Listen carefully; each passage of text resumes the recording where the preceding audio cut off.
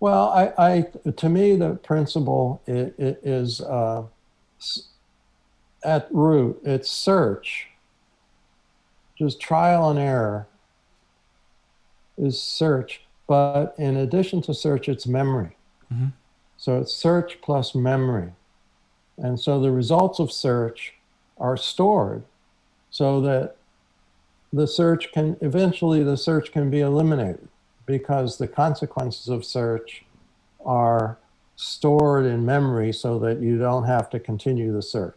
And so it's not just finding a good solution, it's saving it. Hmm. So I think those are the main principles. Now, I think a lot of people then associate reinforcement learning with temporal difference algorithms for doing prediction. So this was really Rich Sutton's thesis, adding a predictive element to this.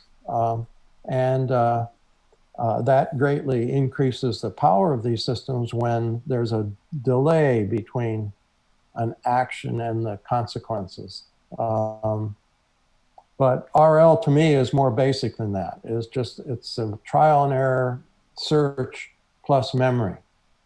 Um, and prediction augments the power of that. So I recently wrote a paper that appeared in AI magazine that talks about this idea of search and memory.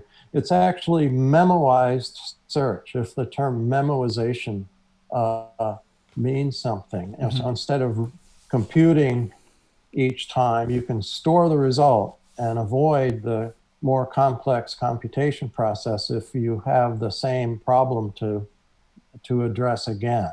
And so memoize, it's not memorized, it's memoized. It's a term created by Robin Popplestone, who I was fortunate enough to be a colleague with him at UMass for several years before he passed away. Hmm. And he and Donald Mickey created the idea of memoization.